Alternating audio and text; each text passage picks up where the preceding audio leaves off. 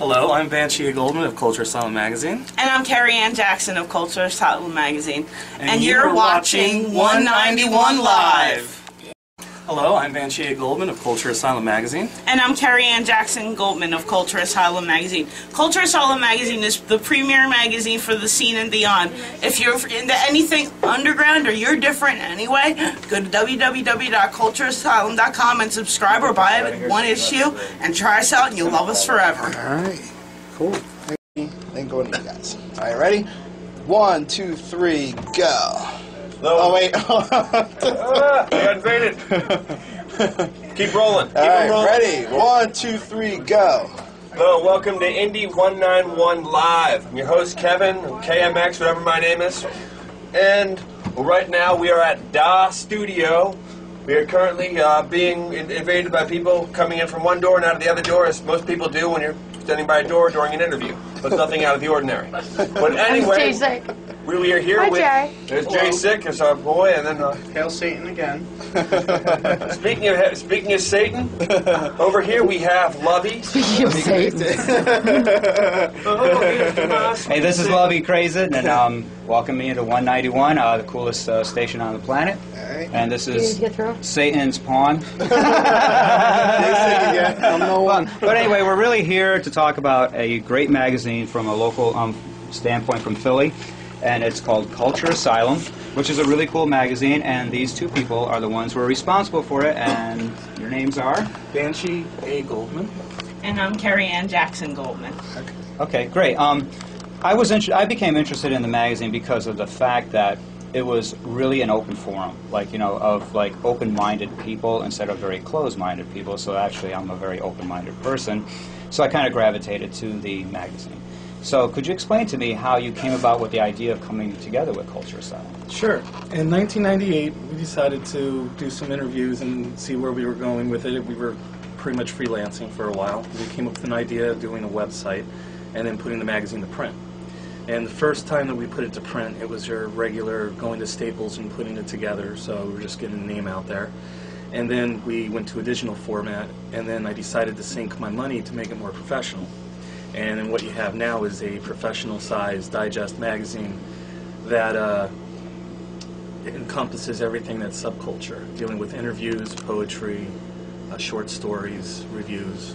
Art, photography, so on and so forth. Yeah, I would say that you wouldn't really want to consider this just a goth magazine because, you know, I'm gothic industrial metal, and but there's a whole gambit in this magazine that, you know, it just doesn't one genre. So it's really kind of cool that way. I would really have to say that they did a great job, and I would really think that people should really support it. It's a great magazine. So would you want to tell us more about what the plans are for the future, what is going on? I know you have a magazine in your hand. You might want to show them. This is the latest issue that has Lovey Craves It in it, as well as Pig Boy being in it. This is July, August 2010. And it's doing very well because of Lovey being in it, which is one of the best interviews that we have had because it's more on a political standpoint, which we are trying to become more involved with. Yay! Woo! So Donations will be. We are in full support of the National Goth Party and want to work with Lovey and future projects. We want to get the word out more politically for people to know that there is a voice, then they are the voice, the underground voice, and that their submissions is what's important and keeps the magazine thriving. If I may jump in for a moment here. Another goal we have for the magazine, obviously we want to increase distribution. We are already going worldwide. We have, in fact, one of our subscribers is from Wales. We have a customer who comes to us every now and then from Norway. We have people from all over the world who have obtained this magazine, but we want it to be even bigger. And we want our distribution to grow because the underground needs a voice. And the voice, it almost seems as if the underground doesn't really have a voice at this point. We are trying to be that voice and help spread the word about people who are different. Now, the thing to keep in mind about the magazine, too, is that we are 18 and up. because of the material that is in the magazine, because we also have featured models and some of them do nude shoots. And there's provocative writing that happened to be in the magazine as well, so we don't want to get into the hands of children, but those that actually understand and are mature enough to read the magazine.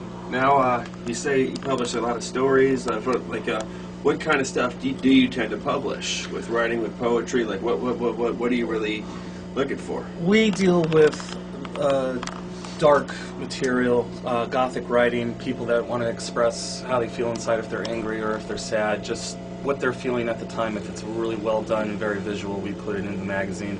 Short stories involve anything from, well, we've had some really interesting short stories about a girl traveling in the woods and something really bad happens to her. That's all I can actually say. Yeah, stories about that? Is it like a recurring theme? Yeah, there's a recurring theme. We had one, honey, what was that one that we had that was about the father or the husband, and he decided with the dinner that he was going to go and kill everybody? Oh, I don't remember. Are you talking about Wayne's story now? But anything, we're looking for the most daring, underground, cutting-edge stuff available from the most talented people whose voices have not yet been heard. A comic strip soon called Wasted Days, which deals with drug paraphernalia as the people, and the artist and creator involved by the name of Bosco wants people to realize that what drugs can actually do, and it revolves around two characters, one called Happy Joint and Buddy Beer, and the outcome that happens. He wants them to realize that these are not heroes to be involved with, but what the outcome is of dealing with alcohol and dealing with drugs. Okay, so that sounds great. What I'm thinking about, what the viewers will probably want to know, is how to contact you. Well, we have a website, www.cultureasylum.com. We are also on MySpace, /Culture Asylum, and we're also on Facebook if you look up Culture Asylum. So we have 3 sites that you can contact. Or you can contact directly at revfaust777@yahoo.com. That's my main contact information. Okay, and the other thing too is there are also going to be guests at the Nocturnal Witches Ball, August 13th at Triumph Brewery in New Hope. So I hope you come there and you can talk to Banshee directly. And buy a copy of Culture Asylum magazine. That's great. Yeah. And just like a closing note, I do like to have to say that what did make me interested in the magazine was really because it is a magazine that is for the people who don't have a voice. And somebody like me who doesn't have a voice, people who just kind of got rolled under the carpet as the big machine just kept going, and we just kind of got put by the wayside. And we kind of have a voice now, and that's what this magazine's about, and I think that's a great idea, because there's so many people. I always say that the misfits are the most intelligent people on the planet, the misfit toys of the world. It's not the frickin' people out there who are running it right now. Fully agree. Not to quote Second Best, but the idiots that rule this land. Yes. What about Jerry Only? That's one good misfit. He's the one holding out for the reunion. He just played at the silo. Yeah, but the full reunion. He's holding out.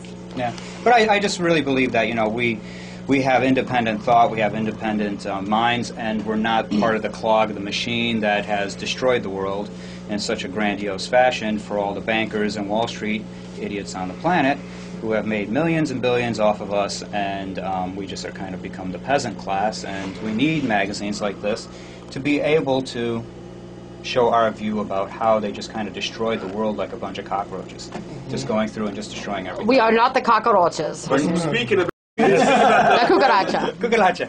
Speaking about the world and industries being destroyed, what about the, see, you guys are growing right while the print medium is falling apart. Has that been an obstacle? No, actually it's been quite beautiful. interesting. Since we have been doing this, we have been commented plenty of times for being one of those that are in print, that are still doing the struggle of being a print magazine that is diverse. And it is a beautiful magazine, I must say. It is absolutely the way you put it together. I would have to say, too, that unlike the normals, us unnormals, I guess, we like to read. We're kind of like, we love reading, we love to learn about new things. We're just not, like I said, that wheel in the cog that keeps going and going. We like to expand our minds rather than just look at the world with blinders on.